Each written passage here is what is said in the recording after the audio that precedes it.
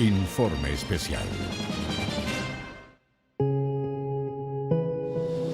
Estamos a punto de despegar. Recién llamé a la mamá para despedirme de todos ustedes. Mi papá son un poco niña y va a volver si Dios quiere.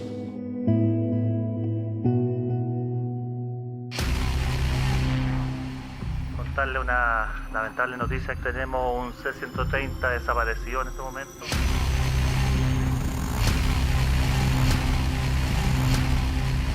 Es uno de los 3 accidentes aeronáuticos más graves que ha sufrido la aviación chilena. Aquí fueron los mejores en el avión. Eso es lo que yo no me puedo explicar. Este C-130 registra un historial de discrepancias, de incidentes importantes. Están siendo investigados. Lo que yo siempre he dicho, que el avión no estaba en buenas condiciones y que llevaba carga peligrosa. Una tragedia que investiga el Ministerio Público hace 11 meses bajo el rótulo de cuasi delito de homicidio por la muerte de 38 personas. Aquí, por donde yo lo mire, de alguna manera, hay responsabilidad de la institución. La dificultad particular en este accidente es que todavía no sabemos qué pasó y la verdad es que no tenemos certeza de que algún día lo podamos establecer. Por primera vez, el fiscal a cargo de la investigación de la tragedia del Hércules C-130-990 de la Fuerza Aérea de Chile accedió a conversar con un medio de comunicación. Fiscal, con lo que usted conoce hasta ahora, después de 11 meses realizando esta investigación, si usted hubiese tenido la posibilidad de subirse a ese avión, ¿se hubiese subido? Con testimonios y documentos exclusivos, reconstruiremos la historia de esta tragedia y conoceremos las primeras luces que arroja una investigación judicial de alta complejidad. Aquí se vuelve a cometer la misma cadena de errores de lo que pasó en Juan Fernández. Mamá, cuídate mucho, me dice. Por si no llego, me dice, cuídate. Ahí Leandro le dijo, ¿cómo se te ocurre que no va a llegar?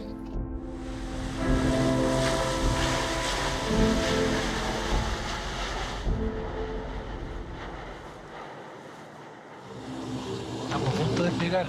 Recién llamé a la mamá para despedirme de todos ustedes. Pero tú estabas durmiendo, ¿ya? Por eso te voy a dejar este videito para que sepas que también me acordé de ti. Cuando estaba durmiendo quería decirte que estuvieras tranquilita, ¿ya? El papá son un poco niña y va a volver si Dios quiere. Lo que están viendo es parte de una rutina aprendida con los años. Un video similar llegaba siempre al teléfono de Caroline cada vez que Luis despegaba. Así fue durante 14 años.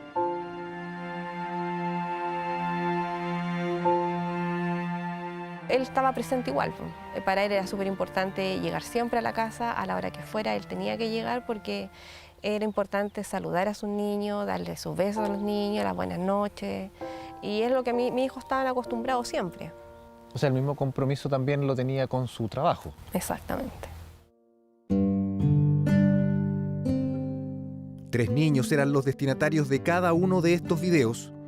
El cabo primero, Luis Montoya Soto, era uno de los 38 pasajeros que salieron con destino a la Antártica el 9 de diciembre del año pasado.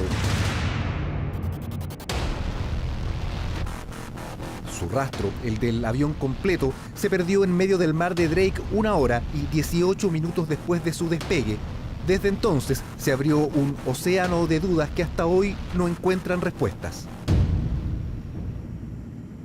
Podemos indicar que obviamente la investigación que tomamos en diciembre del 2019 al día de hoy, a noviembre del año 2020, absolutamente ha tenido avances que yo considero absolutamente relevantes.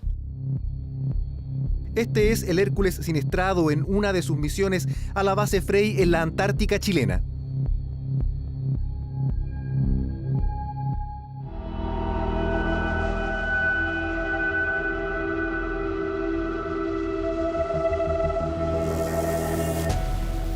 En forma exclusiva, Informe Especial accedió a testimonios y documentos que permiten reconstruir parte de la historia del Hércules C-130 de la Fuerza Aérea de Chile, que cayó en medio de su travesía hacia la Antártica.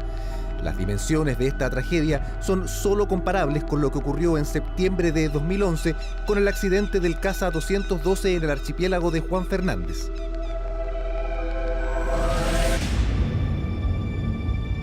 La causa del Hércules tiene 34 querellas criminales, se investiga por el Ministerio Público como cuasi delito de homicidio y tiene en el centro un avión con más de 40 años de uso, los últimos 4 de ellos en nuestro país.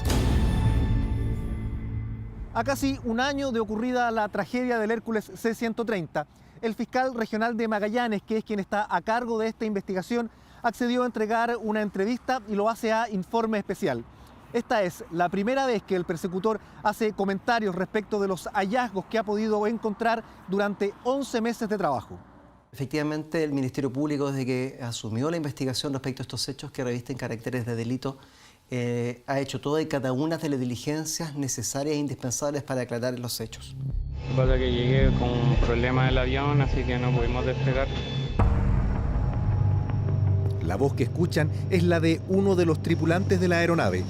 Es el eléctrico del Hércules C-130 que minutos más tarde salió rumbo a la Antártica con él a bordo. Así que ahora estamos viendo... Corresponde al mensaje de voz que el cabo primero Leandro Torti le envió a su madre 43 minutos antes del despegue del Hércules desde Punta Arenas. Bueno, hay un problema mío, pero lo malo es que no tengo respuesta. Así que hay que pedirlo a Santiago. Esta fue la primera señal que puso en alerta a las familias respecto de las condiciones en que se llevó adelante la misión. Este antecedente solo se conoció porque la madre del cabo Torti decidió hacerlo público.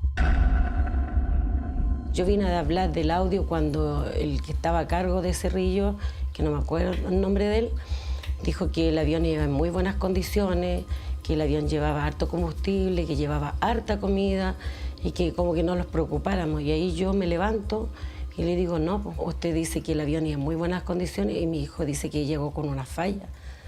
Entonces ahí me dijo, ¿me puede hacer llegar por favor ese audio? En ese momento el avión ya llevaba más de 12 horas perdido. El último contacto, la última señal que alcanzó a emitir fue a las 6 de la tarde con 13 minutos del 9 de diciembre de 2019. Después, solo hubo silencio.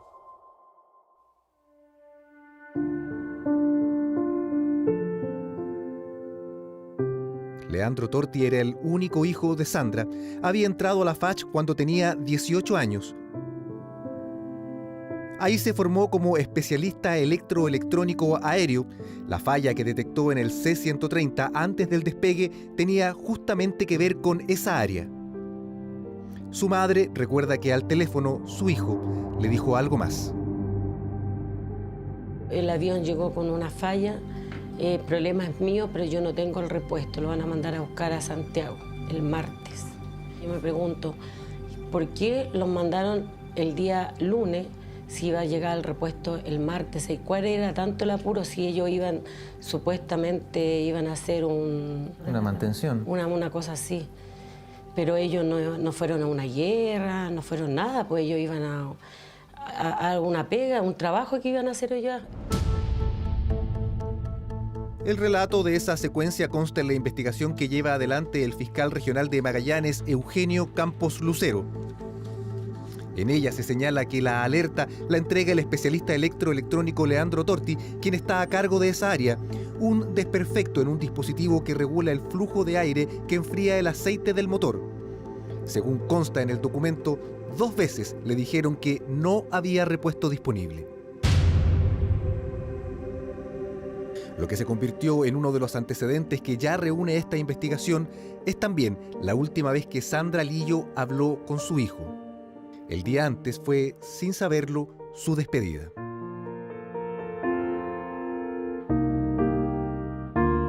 Ese día domingo me invitó a almorzar, después me dijo que le fuera a comprar una maleta, partí a comprarle una maleta y estuvo después toda la tarde conmigo. Y ya en la mañana él me dice, madre, levántate, anda a dejarme afuera. Lo que nunca me dice, nunca, si yo lo iba a dejar cuando era chico. Ya le digo, mamá, iba feliz con su maleta y que yo lo fuera a dejar. Y ahí me dice, mamá, cuídate mucho, me dice, por si no llego, me dice, cuídate. Me dice. Ahí Leandro le dijo, ¿cómo se te ocurre que no va a llegar?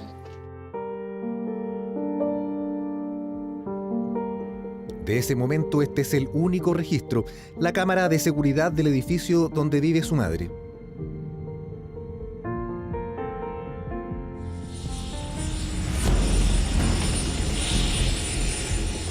Más adelante, la misma investigación determinará cuál es la dimensión y alcance de esa falla y si eso afectó o no a la aeronave en vuelo.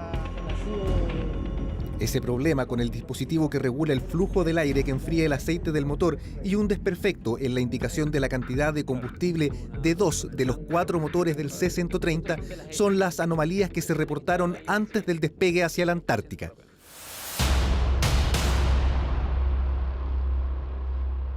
Ocho minutos antes de las 5 de la tarde del 9 de diciembre de 2019, el Hércules C-130-990 de la Fuerza Aérea de Chile inició su travesía hacia la Antártica chilena.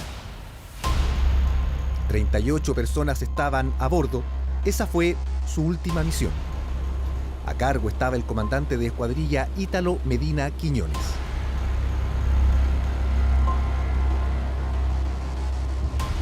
Tenía muchas horas de vuelo en ese avión. Y en el grupo 10 era el que tenía más horas de vuelo, era el mejor. Por eso yo digo con orgullo, mi hijo era el mejor piloto de Hércules de Chile. Y lamentablemente la Fuerza Aérea se perdió un extraordinario piloto, pero yo perdí a mi hijo.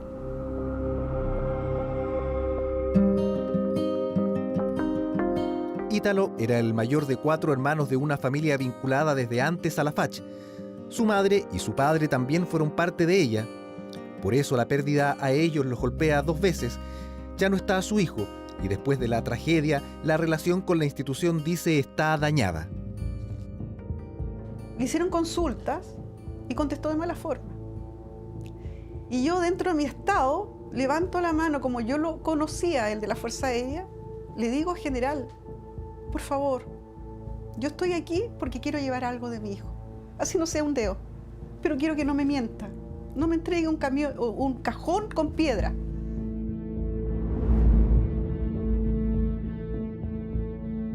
Sabiendo un poco de aeronáutica por el tiempo que estuve, por mi esposo que es oficial también en retiro de la Fuerza Aérea, esas fallas que mostraron al principio no eran como para causar una tragedia, un accidente, porque podía seguir y llegar hasta la Antártica sin problema. Eso está claro. A medida que pasa el tiempo, las dudas solo aumentan y la ausencia de respuestas concretas que denuncian las familias hacen mella. Sobre esa misma base, imprecisa, se instalaba en ellas la teoría de un problema mayor con el avión. Lo que yo siempre he dicho, que el avión no estaba en buenas condiciones y que llevaba carga peligrosa.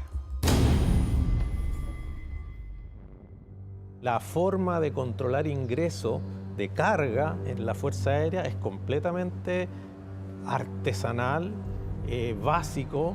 Le llaman inspección visual, que es un eufemismo para decir que no hay una forma de controlar el ingreso de carga peligrosa. Según consta en la investigación de la Fiscalía, efectivamente, el equipaje de ningún pasajero pasó por un sistema de rayos X, tampoco la carga. Estos ingenios tecnológicos no existen, por lo tanto, se hace la revisión, se hace la trazabilidad de quién es la persona, cuál es el motivo, cuál es la misión, el trabajo que va a desarrollar en el lugar donde lo vamos a llevar, y por eso se hace toda una trazabilidad de la persona y finalmente se hace una revisión visual del equipaje, si es que no está el equipamiento, porque insisto, ese equipamiento no existe en todos los aeródromos del país. Las familias van aún más allá y critican la diligencia con que se han entregado algunos antecedentes que ha pedido la Fiscalía. Es pasmoso que la Fuerza Aérea haya tardado 45 días en entregar el manifiesto de carga. Uno naturalmente tiende a sospechar y pensar por qué la demora en algo que es tan fácil de entregar, que están los computadores, no es solo una cuestión física, y por qué se demoran tanto. Según consta en los documentos a los que accedió Informe Especial, ninguno de los bultos que cargaron en el avión ese día tenía un registro o siquiera algún descriptor que advirtiera que se trataba de carga peligrosa. Sin embargo, en el mismo documento se detalla más adelante que sí habían al menos 5 cajones de un peso máximo de 250 kilos cada uno que deberían haber estado marcados como bultos de mercancías peligrosas, básicamente esmalte y anticorrosivo epóxico. Ese esmalte es un esmalte que por sus propias características es altamente inflamable, además es tóxico por emanación, puede incluso ocasionar la pérdida de conciencia y en sitios cerrados incluso la muerte. La carga peligrosa se puede llevar, lo que pasa que hay procedimientos institucionales que establecen cuánto es la máxima cantidad de carga, cuáles son los volúmenes máximos, si pueden o no pueden ir con personas a bordo, porque pueden ir también con personas a bordo dependiendo de los volúmenes y las cantidades. Hay toda una normativa institucional al respecto que se ha ocupado siempre y que existe también en el mundo aeronáutico civil afuera.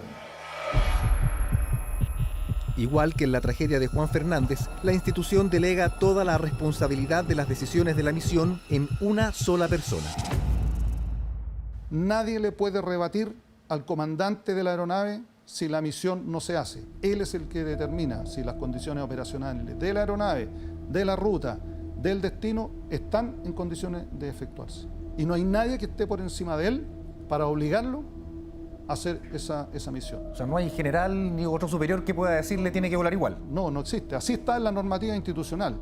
Lo mismo ocurrió en el accidente del Casa 212, cuando la institución también tuvo el mismo comportamiento, no entregando la información a cuentagota y posteriormente generando toda la responsabilidad en la comandante de la aeronave. Situación que afortunadamente la Corte Suprema, en un juicio del tipo civil, ha revertido y ha señalado claramente que la responsabilidad es institucional.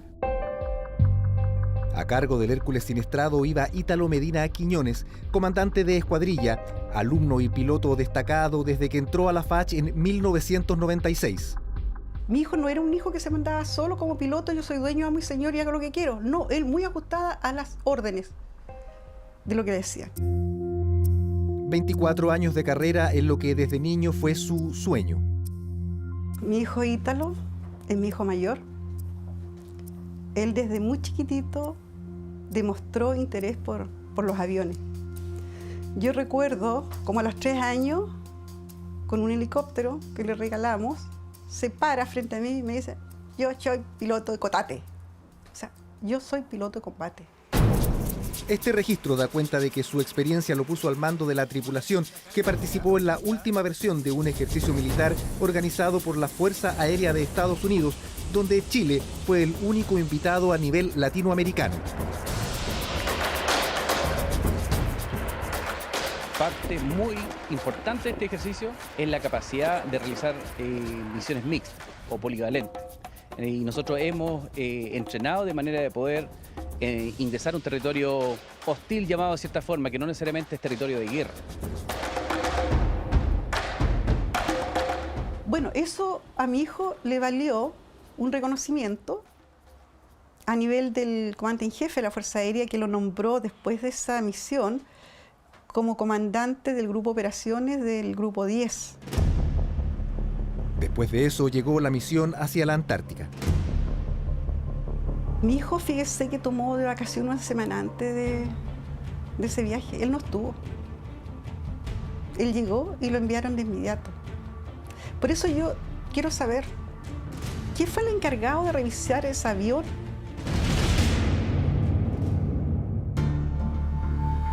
Yo sospecho muchas cosas, pero queda la sospecha porque no puedo decir esto. Eso lo tiene que ver el fiscal. Y lamentablemente para nosotros, las víctimas de esta tragedia, y qué bueno para la Fuerza Aérea, que no se haya encontrado más material para periciar. Porque esa era la evidencia para saber en parte qué pasó. De acuerdo a los registros oficiales, a las 5 de la tarde con 3 minutos es la última comunicación radial de la aeronave con personal de la Fuerza Aérea en Punta Arenas. A las 6:08, la Dirección General de Aeronáutica Civil recibió otro contacto. 5 minutos después hay un último registro que corresponde al sistema FlightCell de la Fuerza Aérea de Chile, que satelitalmente fija la posición de la aeronave. Esa señal lo ubica en este punto del mar de Drake, a medio camino entre Punta Arenas y su destino en la Antártica chilena. Yo quiero contarle una lamentable noticia que tenemos al día de hoy, y como informó la Fuerza Aérea a nivel central, tenemos un C-130 desaparecido en este momento. Cuando se declara esa condición, las labores de rescate llevaban ya aproximadamente 7 horas en desarrollo y tenían su centro de operaciones en este lugar, en la base aérea de Chabunco, acá en la región de Magallanes. Las primeras aeronaves en despegar fueron un avión Twin Otter, similar a este que estaba en la base antártica, además de un avión F-5 que despegó desde aquí de Punta Arenas. Además, se avisó a 2 buques pesqueros que estaban en la zona y otros 2 de pasajeros por si tenían avistamientos de alguna parte del avión. La otra urgencia era avisar a las 38 familias de las personas que estaban a bordo de la aeronave. Me llama una persona externa a la Fuerza Aérea y yo empiezo a indagar, llamo a sus compañeros y me dicen, no te preocupes, me dice, cualquier cosa te van a avisar. Y yo le marcaba el celular a mi esposo por WhatsApp y le sonaba. Entonces, yo de alguna manera me mantuve tranquila porque dije, en algún lugar están o tal vez no me puede contestar, y no lo seguí molestando. ¿Y cómo supe la noticia? Porque el hijo de mi esposo, que es oficial de ejército en Antofagasta, había visto las noticias y le dice, papá, anda un Hércules desaparecido. Y yo desperté al escuchar Hércules. Y le digo, ¿qué pasa? Mi hijo me dice, mamá, están dando tal programa, ¿puedo prender la tele? Le dije, ya, porque yo estaba trabajando en el computador haciendo unas cosas. Y veo avión perdido de la Fuerza Aérea, destino Antártida, salió a tal hora y todo me coincidía. Yo me fui con ella a vivir con mis papás. La que habla es la hermana de Jacob Pizarro, uno de los 3 civiles que estaba a bordo del avión. Era trabajador de Inproserv, la empresa encargada de hacer los trabajos de mantención en la base antártica chilena. Este era su segundo viaje, en el cual él creó un galpón con un portón. Y este portón sufrió un choque de parte de los mismos funcionarios de la Fuerza Aérea y le solicitaron a la empresa ir a repararlo. Y ante el empleador lo manda por 3 días, se supone que por 3 días, a soldar ese portón y a sacar otras peguitas si salía algo, dijo. Como él, había 2 personas más, un colega de Jacob y también Ignacio Parada. Estudiante de Ingeniería Química de la Universidad de Magallanes, su viaje fue gracias a una alianza de su casa de estudios con la FACH. Su propósito, realizar estudios químicos sobre el tratamiento de aguas en la base Frey para un proyecto que más tarde se iba a convertir en su tesis. Él siempre decía, mamá, papá, cuando yo termine de estudiar, nos vamos a vivir juntos, vamos a construir una casa, vamos a viajar, vamos a hacer esto. Siempre nos consideró a nosotros en todos sus planes que tenía. Era un buen hijo. Y por eso le digo que siempre vamos a estar orgullosos de él. Me tiene muy entusiasmado el viaje y aprovecharlo al máximo. Buscar nuevas experiencias tanto a nivel educativo como cultural. Antes, por sus méritos académicos, había ganado una beca de 6 meses en la Universidad de Santiago de Compostela, en España. Era el orgullo y el único hijo de Lorena y Luis. Después de que pasó todo esto, vinimos a hacer muchos logros de él. De partida era el mejor de su promoción. Por eso se fue esa beca al extranjero, porque era de excelencia académica, tenía excelentes notas. Siempre, toda la universidad, hasta 5º año se eximió siempre de todos sus ramos. Y no es que pasara metido estudiando, sino que él pololeaba.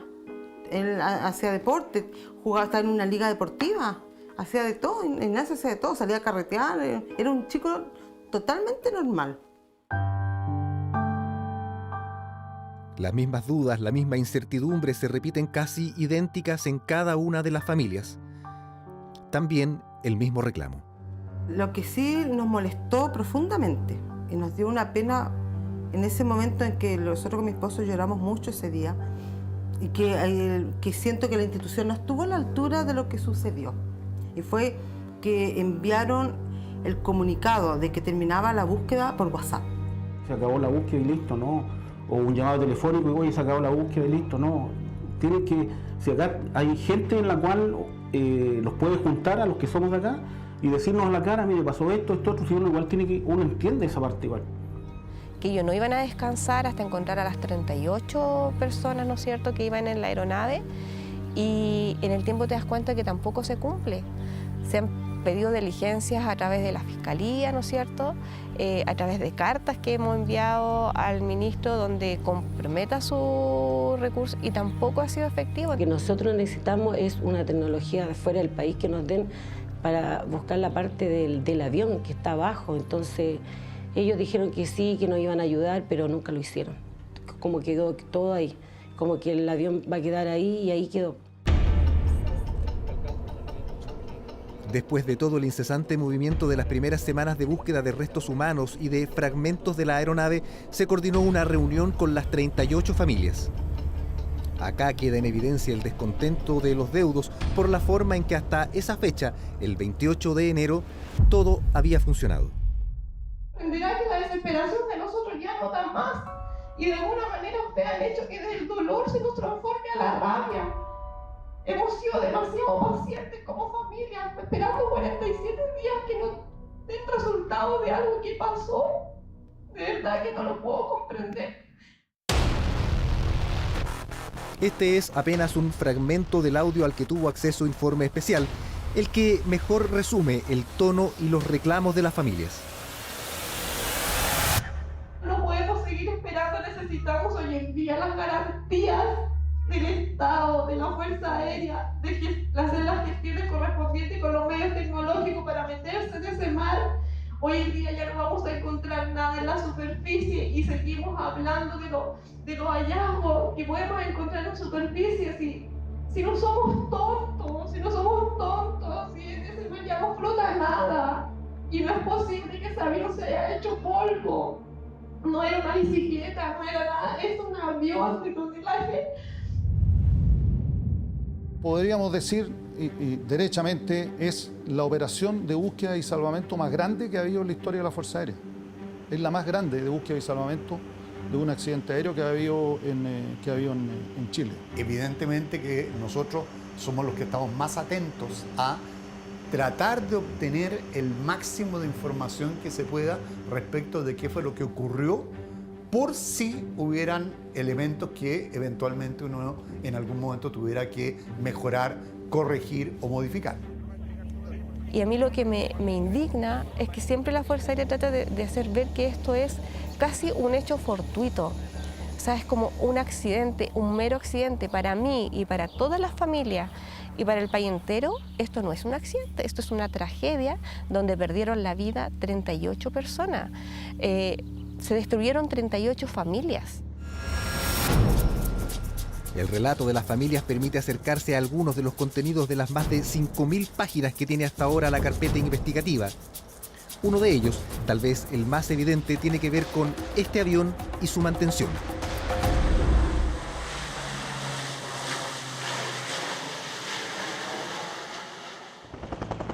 Conseguimos una autorización especial de la Fuerza Aérea de Chile para conocer en detalle cuáles son las características y las dimensiones de un Hércules C-130, un modelo similar al que capotó la tarde del 9 de diciembre en el extremo sur del país. El modelo que nos muestran no es del mismo año de fabricación que el siniestrado, que es del año 78. Este es del año 77, según nos dice el comandante de escuadrilla Ítalo Guzmán, piloto de este Hércules C-130. La incorporación de este tipo de material tiene relación con una intención de robustecer la capacidad de transporte estratégico nacional. Y esto orientado en gran medida, aparte del empleo militar, orientado en gran medida a la capacidad del Estado para poder responder ante desastres naturales o diferentes estados de catástrofe como los que ocurren normalmente en el país. La aeronave tiene 4 motores, pesa 34.400 kilos De extremo a extremo de sus alas hay poco más de 30 metros y de largo casi 30. Bueno, este compartimiento de carga del C-130 tiene un sector de pasajeros, que es pasajeros para tropas. Si te das cuenta, van sentados apuntando hacia el centro. Toda esta parte roja son de asientos de pasajeros que lo podemos completar todo hasta la parte final de la rampa. Hasta ese sector podemos tener pasajeros que podemos completar hasta 80 pasajeros. Esto cuando se saca, también podemos implementar el compartimiento de carga para poner solamente carga. Y ahí podemos transportar hasta 25.000, 26.000 libras de carga. Y ahí eso más o menos en volumen para entender más o menos qué tipo de... Imagínate, esto puede ser lleno de vehículos, dos camiones, lleno de carga. Él, junto al sargento Sergio Barriga, fueron parte de los primeros equipos de rescate que partieron a la zona de búsqueda. Despegamos a las 10 de la noche, nos fuimos a Punta Arenas, llegamos alrededor de las 2 de la mañana, 2, 3 de la mañana, y recién ahí tuve ya la confirmación de que el avión no llegó a destino y que el accidente ya estaba consumado. La incorporación de este tipo de material tiene relación con una intención de robustecer la capacidad de transporte estratégico nacional. Y esto orientado en gran medida, aparte del empleo militar, orientado en gran medida a la capacidad del Estado para poder responder ante desastres naturales o diferentes estados de catástrofe como los que ocurren normalmente en el país. La aeronave tiene 4 motores, pesa 34.400 kilos. De extremo a extremo de sus alas hay poco más de 30 metros y de largo casi 30. Bueno, este compartimiento de carga del C-130 tiene un sector de pasajeros, que es pasajeros para tropas. Si te das cuenta, van sentados apuntando hacia el centro. Toda esta parte roja son de asientos de pasajeros que lo podemos completar todo hasta la parte final de la rampa. Hasta ese sector podemos tener pasajeros que podemos completar hasta 80 pasajeros. Esto cuando se saca, también podemos implementar el compartimiento de carga para poner solamente carga. Y ahí podemos transportar hasta 25.000, 26.000 libras de carga. Y ahí eso más o menos en volumen para entender más o menos qué tipo de... Imagínate, esto puede ser lleno de vehículos, dos camiones, lleno de carga. Él, junto al sargento Sergio Barriga, fueron parte de los primeros equipos de rescate que partieron a la zona de búsqueda. Despegamos a las 10 de la noche, nos fuimos a Punta Arenas, llegamos alrededor de las 2 de la mañana, 2, 3 de la mañana, y recién ahí tuve ya la confirmación de que el avión no llegó a destino y que el accidente ya estaba consumado. A quienes buscaban eran sus compañeros y amigos. Fue una situación bien compleja, se vive, pero nosotros lo único que queríamos era encontrar a nuestros amigos, porque ahí iban amigos, camaradas de armas, en el cual compartimos muchas historias, tanto en la parte profesional como en la parte personal, y por eso fue bien emotivo ese día. 2 días después, el 11 de diciembre, comienzan a salir a flote los primeros restos del avión. El informe pericial de la Policía de Investigaciones confirmó que todas las piezas encontradas en el mar corresponden a la aeronave. Son en total 72 partes y piezas del avión, en ellos las claves que podrían dar luces de la causa del accidente. El Hércules C-130 es uno de los aviones más robustos y versátiles con que cuenta la Fuerza Aérea. Este mismo tipo de aeronaves se ocupa en muchas fuerzas aéreas alrededor del mundo y todas con la misma misión. Y la misión que tienen asignada desde un principio es transporte aéreo estratégico e institucional. Y eso involucra carga, pasajero, combinación de pasajeros, de personal con carga y también apoyo a la comunidad. Sin embargo, hacia este mismo avión apuntan todas las dudas de las familias. Aquí, por donde yo lo mire, de alguna manera, hay responsabilidad de la institución, porque son ellos los que deben velar por la seguridad del vuelo. Y eso tiene que ver con la mantención, con la carga que se lleva, con la fiscalización, ¿no es cierto?, el chequeo de las pertenencias de la gente que sube a la aeronave. Hasta el momento no se ha podido establecer la causa del accidente y mientras no tengamos la causa del accidente, no podemos establecer una conexión de responsabilidad. De acuerdo a los documentos oficiales a los que accedió Informe Especial, desde que entró en operaciones, la aeronave siniestrada registra 13 eventos, esto es, entre el año 2015 y el 2019. 1 asociado al factor humano, 2 al entorno y 10 a fallas materiales. Hay misiones que tienen que realizar sí o sí, hay otras que salen de imprevisto cuando hay catástrofe o problemas, limítrofes, por ejemplo, que están muy atentos. Entonces, todo está programado y para eso se preparan las personas que van en estos viajes, las naves o los aviones se preparan y se arreglan, pero lamentablemente a veces se hace a la chilena, y eso es lo que yo quiero decir, porque aquí se vuelve a cometer la misma cadena de errores de lo que pasó en Juan Fernández. Si en este avión iban los mejores, el mejor mecánico, el mejor eléctrico, el mejor piloto y todo, ¿cómo? Bueno, la verdad que yo no me puedo explicar. Una parte de la investigación que lleva adelante el Ministerio Público está concentrada en reconstruir la historia del avión previo a la ocurrencia de este accidente, saber si efectivamente había un historial de fallas relevante en el Hércules C-130 o si bien la mantención que la FACH asegura se le hizo a esta aeronave cumplía con todos los estándares internacionales requeridos. Aunque la investigación todavía está en desarrollo y falta mucho para terminar de construir certezas, el fiscal a cargo no vacila un segundo en reconocer que hay avances serios y contundentes. Estamos trabajando para ahí, investigando con igual celo cada una de las circunstancias de la hipótesis, pero acá también hay que ser sumamente razonable y prudente de que esto es una investigación compleja que requiere variados antecedentes para tomar decisiones. Parte de esos antecedentes y decisiones están efectivamente relacionados con la historia del avión. La última falla del avión Hércules C-130, que está consignada en la carpeta investigativa, es de enero de 2018. En ella se describe el mal funcionamiento del motor o sistemas asociados. Y efectivamente este C-130 registra un historial de discrepancia, de incidentes importantes. Están siendo investigados, es una pieza fundamental dentro de esta investigación penal y de hecho en el mismo vuelo, en esa misma operación del 9 de diciembre existen antecedentes de fallas. Hay a lo menos 2 o 3 que están siendo investigadas, situación que tampoco en su momento fue dada a conocer por los altos mandos de la institución cuando se le consulta. Cuando se le consulta y cuando ellos refieren si hay incidentes de este tipo, ellos dan cuenta de que no existieron esos incidentes. Respecto de otros detalles que hayan habido mientras el avión estuvo en tierra, todos los antecedentes que nosotros tenemos se le entregaron al fiscal de Magallanes y al personal que está efectuando la investigación. No obstante, y como norma, y quiero insistir en eso, si un avión no está en condiciones de mantenimiento o de aeronavegabilidad para efectuar la operación, el avión no va a volar, no se va a entregar a vuelo. Se habla incluso de un incidente previo a la ocurrencia del accidente que había impedido la operación de esta aeronave, pocos días antes de ocurrir el accidente. Yo no sé si eso es efectivo.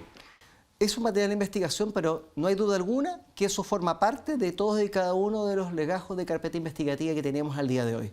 Eso lo hemos preguntado y cada vez que también hemos encontrado algún hallazgo respecto de esas circunstancias, vamos también a cada uno de los que participaron o descubrieron aquel hallazgo. A todo esto, las familias suman la antigüedad de la aeronave y desde donde llegó a Chile, un depósito de almacenamiento de aviones donde estaba guardado sin uso desde el año 2008. Primero aclarar que este avión nunca ha sido desechado ni estaba dado de baja. El avión estaba en una zona de depósito, que es el AMAR, que se llama, que una zona es un centro de mantenimiento y recuperación de aeronaves. No es que los aviones estén ahí porque los hayan botado, los aviones se guardan, se sellan y son almacenados en esos lugares y algunos van a algunos países o los compran o en la misma Fuerza Aérea Norteamericana van después y los recuperan. La Fuerza Aérea asegura que en todo lo relativo a la compra y mantención de este avión se siguieron los más altos estándares de seguridad aeronáutica y descartan de plano que el avión de más de 40 años no haya estado en condiciones de funcionar. Esta aeronave se incorporó a la Fuerza Aérea entre el 2014 y el 2015 y pasó por todo este proceso que yo comenté, que es un mantenimiento mayor de depósito para ingresar a la Fuerza Aérea, que es un mantenimiento que lo hizo Estados Unidos, que después se ratificó e ingresó a la Fuerza Aérea. Entonces, un avión que, por ejemplo, sea del año 78, en términos aeronáuticos no significa que el avión sea antiguo o sea viejo. Porque, ¿qué ocurre? Se van ejecutando, como dispone el fabricante o el principal operador del mundo, va emitiendo boletines y manuales de mantenimiento, que son los que nosotros aplicamos. El único punto de comparación para entender la dimensión de la tragedia del Hércules C-130 de la FACH ocurrió en septiembre de hace ya 9 años en el archipiélago de Juan Fernández. 21 personas perdieron la vida a bordo de un avión Casa 212 de la Fuerza Aérea de Chile. Ese accidente abrió la puerta a una serie de interrogantes sobre los protocolos de vuelo hacia esa zona del país y la responsabilidad de la institución. El abogado Alfredo Morgado representó a 12 familias de las 21 víctimas de este caso. En esta nueva tragedia, la del Hércules representa a 10. Recordando lo que es la tragedia del Casa 212 que usted me consultó, se establece que hay una cadena tremenda de errores. En principio, básico y esencial, bajo los actuales estándares de seguridad aeronáutica y procedimientos normados después de la tremenda tragedia, ese vuelo no se podría haber realizado.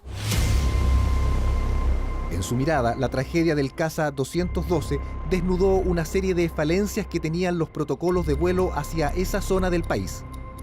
No había un procedimiento preestablecido de aproximación en la maniobra de aterrizaje al aeródromo, mínimos de alturas, tampoco, circuitos a desarrollar, menos.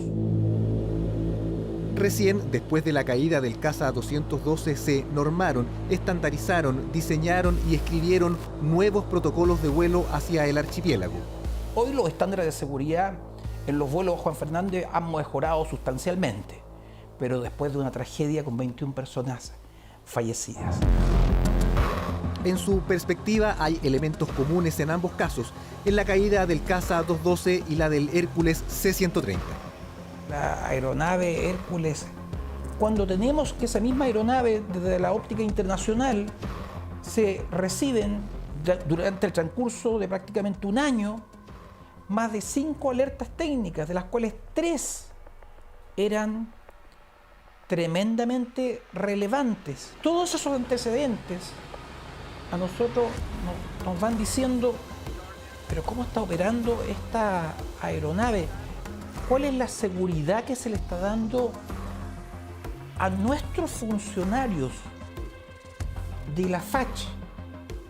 ¿Qué seguridad se le da sobre todo a los civiles? Usted también estuvo presente y conoció los antecedentes del Casa 212. En ese accidente se pudo reconstruir de manera casi perfecta toda la cadena de acontecimientos que provocaron el resultado. Y por lo tanto, pesquisar la responsabilidad era un elemento relativamente sencillo.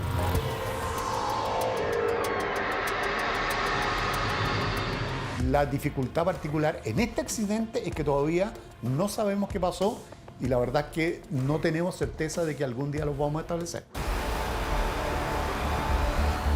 Recién, después de la caída del Casa 212, se normaron, estandarizaron, diseñaron y escribieron nuevos protocolos de vuelo hacia el archipiélago.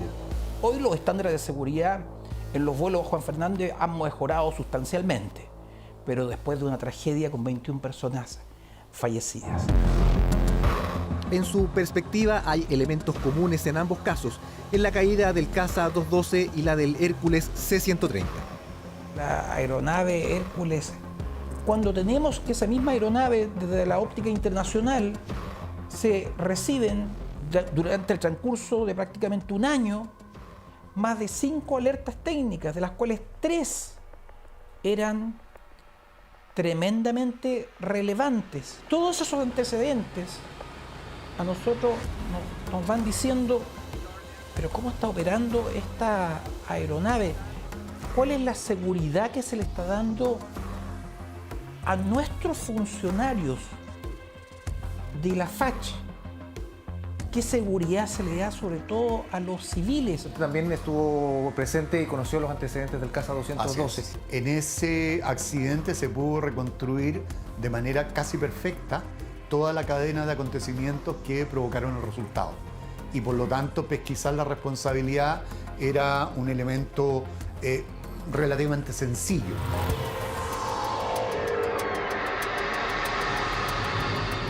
La dificultad particular en este accidente es que todavía no sabemos qué pasó y la verdad es que no tenemos certeza de que algún día lo vamos a establecer. Nuevamente aparecen antecedentes oficiales que ponen en el centro al Hércules C-130-990, puntualmente 5 boletines de alerta que fueron reportados a Chile. Esos problemas de seguridad dicen relación con las alas, el fuselaje, las aspas de hélice, el tren de aterrizaje y el mantenimiento de vuelo automático. Primero, tengo que mencionarle que todo ese detalle es parte de la investigación. Lo tienen los investigadores, el fiscal de Magallanes, esos antecedentes los tiene él, por lo tanto, yo no me puedo explayar en detalle respecto a eso. Pero sí tomaron conocimiento y se realizaron acciones. Lo que sí, esas alertas, las alertas que menciona usted, corresponden a boletines de servicio. Esos son boletines de servicios que son regulares, que permanentemente está sacando o el fabricante o el principal operador del mundo, que en este caso es la Fuerza Aérea Norteamericana. Ellos sacan boletines de servicio. En el caso de Chile, de la Fuerza Aérea de Chile, los boletines que han llegado se han aplicado. Los propios funcionarios se mimetizan en esta sinergia, en este funcionamiento erróneo de las instituciones, donde las misiones hay que cumplirlas a como dé lugar. Aún así, si tenemos que saltarnos algunos estándares de seguridad. Eso es lo que nosotros, y en términos aeronáuticos, no es un invento nuestro, se denomina la complacencia. Hemos volado tanto tiempo así, hemos volado por años así, hemos llevado carga peligrosa durante tanto tiempo y no nos ha pasado nada. ¿Por qué va a pasar ahora? Las respuestas a todo cuanto investiga hoy el Ministerio Público avanzan sin prisa, pero sin pausa. Son alertas que también, de acuerdo a tratados internacionales, tienen que darse a nivel internacional a todo el mundo, dando cuenta de la operatividad. Alerta de tal falla, por ejemplo, eso efectivamente se llama y se da noticia precisamente para que todos vayan a una revisión si presenta o no tal falla y que esa falla sea, en este caso, reparada. Todas esas circunstancias, lo mismo como refería anteriormente, son cuestiones materia de esta investigación y son antecedentes relevantes. El área en que buscaron evidencias equivale al territorio de 5 regiones del país, desde Atacama hasta O'Higgins, 164.000 kilómetros cuadrados. Aún así, se lograron encontrar piezas del avión, algo del equipaje de sus pasajeros y algunos restos biológicos que permitieron la identificación de 28 personas.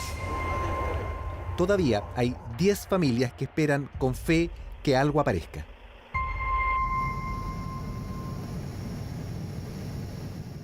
Me gustaría que si hay responsables, esas personas estuvieran 24 horas en nuestra casa, en nuestro día 24 horas, para que vean lo que vivimos.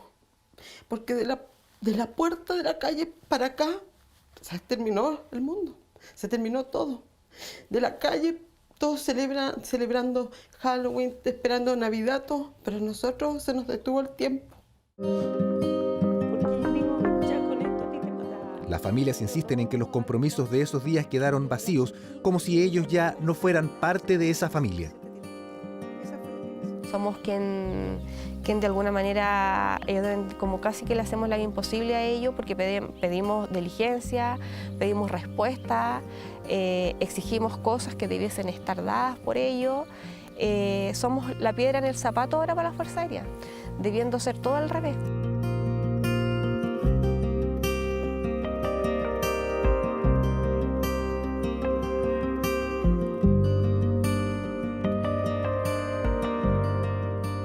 En términos generales, se han efectuado desde el momento del accidente hasta el día de hoy alrededor de 8.000 prestaciones a un grupo familiar de alrededor de 160 personas. Prestaciones que van en el ámbito de las atenciones, apoyo psicológico, psiquiátrico, médico, apoyo de bienestar social, apoyo espiritual con capellanes católicos y capellanes evangélicos. Recuerda que te da muy me da penita dejarlo todo a ustedes. Ya te dan por recuerdo siempre. Ya un besito de ti. En el plan de cada una de las 38 personas que estaba a bordo del Hércules C-130 de la Fuerza Aérea de Chile estaba la idea de volver a casa. Con lo que sus familias conocen hasta ahora, queda espacio suficiente a la duda razonable de si se hizo todo cuanto era necesario para que el viaje fuera seguro. Partiendo por la fecha del vuelo, el primer tramo entre Santiago y Punta Arenas era el 9 de diciembre. Recién, al día siguiente, estaba programado partir a la Antártica. Hay que realizar. De acuerdo a algunos de los antecedentes, por cierto, claro, nos han referido a algunos de ellos que esta operación estaba Santiago-Punta Arenas, 9 de diciembre, para despegue nuevamente el 10 de diciembre base Frey. A eso suman las condiciones climáticas del día del despegue, con mucho viento y las ya conocidas fallas de las que hemos hablado en este reportaje. Pero, ¿cuánto de todo eso pesó efectivamente en el momento del accidente? A esa parte de la historia aún le faltan piezas, la información necesaria para dar con una explicación plausible. Ahí, dice la Fiscalía, se están encontrando con un problema. En un comienzo y durante la etapa se nos han suministrado cada vez que nosotros hemos requerido antecedentes, en su momento se nos ha llegado. Ahora último, hemos pedido algunos antecedentes, en los cuales efectivamente hay algún criterio dispar, en el cual no se nos ha suministrado determinada información, pero sin embargo, de acuerdo a la fuerza de los hechos y del derecho, vamos a volver a insistir para que sea entregado al Ministerio Público. Hemos estado dispuestos a entregar toda la información que se nos ha solicitado para poder saber realmente qué fue lo que ocurrió. ¿Y se ha entregado en tiempo y forma correspondiente, ¿no? Sí, se han entregado en la medida que los fiscales lo han solicitado, se ha ido entregando toda la información. Fiscal, con lo que ustedes conocen hasta ahora, después de 11 meses realizando esta investigación, si usted hubiese tenido la posibilidad de subirse ese avión, ¿se hubiese subido? Buena pregunta, pero efectivamente acá no están por mi opinión, sino que por los labores que yo desarrollo.